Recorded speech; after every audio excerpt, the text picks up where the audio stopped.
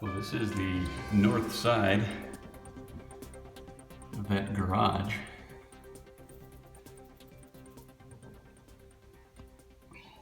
Looking at it from inside that house that I bought. The house I'm living in is not this one, but the one just on the other side of it. You can see the window, the top window there. Today, so I've been doing a bunch of work inside this place, tearing it up, and today I am going to remove all this tile. I'm going to put in a hardwood floor here. The thing is, what is the thing? Okay, well here's the thing. This tile is really hard to get up. So I was using that bar, and I was using that bar. I went and picked up this thing, little hammer jack, to help me pick up the tile, and I gave it a little test run. I don't know how. I think that you need to do something this big, just, unless you do it for a living, just rent a big heavy duty one with a big 6-inch chisel on the end of it. It's a Milwaukee hammer drill. So it runs off of their, it's battery operated brushless, and it's a regular old. You can just do hammer, or you can do hammer drill, or just drill. So I'm sure I can make use of it, even if it turns out not to be the right tool for this and I need a bigger one.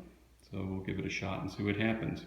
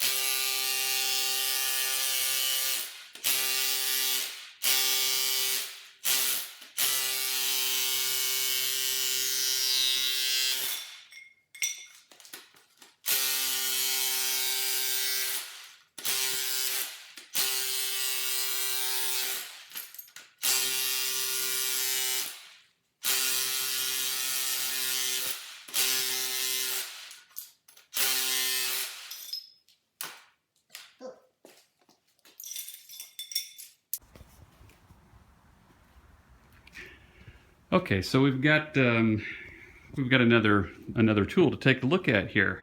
What do I have here? This is the fun part. Okay, so you may recall some time ago I did a video on a little Ryobi tree saw. It's a pole saw. It costs like $100 and some odd, and it utilized their one battery system, their lithium battery. And it's basically a 9-foot pole saw, and you can get up into the trees and do some cutting, right? So a lot of these trees are overgrown, and I will in fact use that saw to my advantage. But that has a like an 8-inch or blade on the end of it, which is good, but it's not quite good enough. And a regular chainsaw I do have, but the problem is that chainsaw, with the amount that I use it throughout the year, it's kind of a pain because it's gas, takes, you know, oil, an oil mixture, and you know, you have to clean it out all the time. So I use it, and then when I'm done with it, I have to empty out the gas or something, because you know, the next time I use it, the gas will probably be spoiled. So it's kind of a pain. Now what I have here is,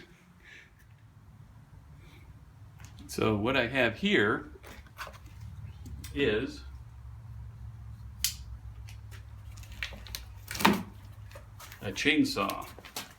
A new chainsaw. But this one is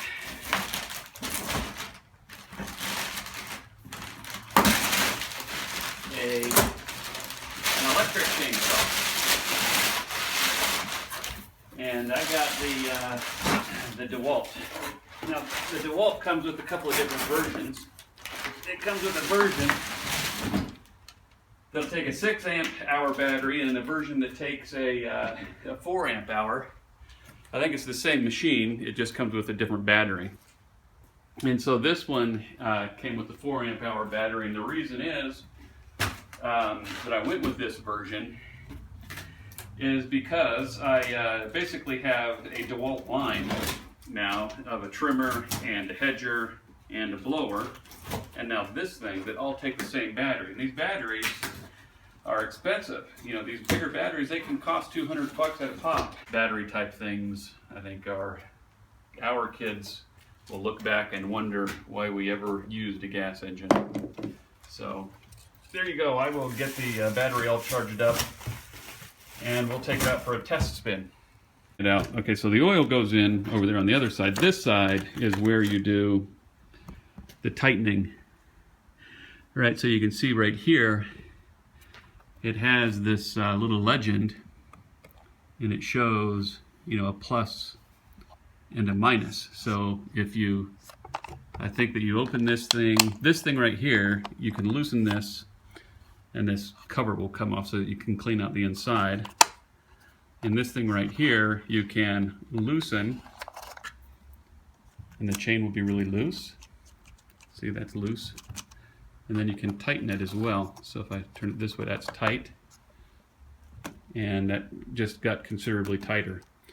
So you can, you know, tighten things while you're out working rather quickly in a toolless way. So it's kind of cool.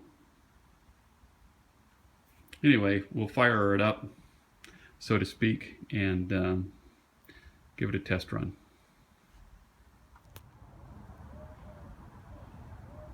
Well, I'm out here working on these trees. As you can see, I've gotten a bit already. And these things have just been really let go. I mean, they have got to be super thinned out, but I think it's going to have to take 3 years by the time I get them to the point where I want them, because I can't do too much in 1 year. Already on this tree right here that already looks so bad, or at least thick. I've taken that much off. So I can probably take about twice as much off as I have already.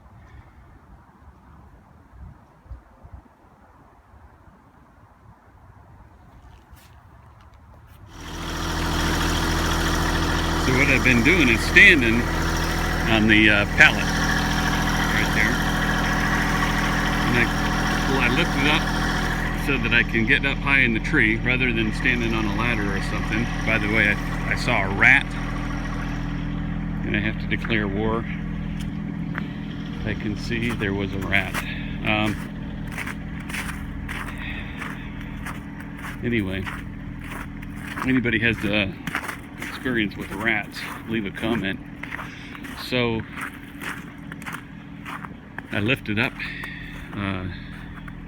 get on the pallet, and then I reach. I know you're not supposed to take more than like a third of the tree off, so that's it for that tree. I really focused sort of right up over here, you know, but you can see right up in there it's really thick, but I'll have to get that next year. The rest of this stuff I'm probably going to take a little different angle at. I don't know what the word is. I'll zip right down the end of that one. I'll cut that off right there. Probably get, you know, you don't want too many branches going straight up. So I'll get, you know, a couple of those that have been going straight up. I'll nuke all of these little ones right in there. Those are actually grapevines. You know, maybe I'll somehow get those grapes to grow up over that fence, over that wall behind it. You know, but it's just full of all kinds of little sticks. So I'm just going to go through and prune out a third of all those little sticks on this one. And the same with these over here, I think. But I'm going to do that tomorrow. So anyway, that right there, that's what I'm going to use that electric chainsaw for. I'm going to get all that down into kindling.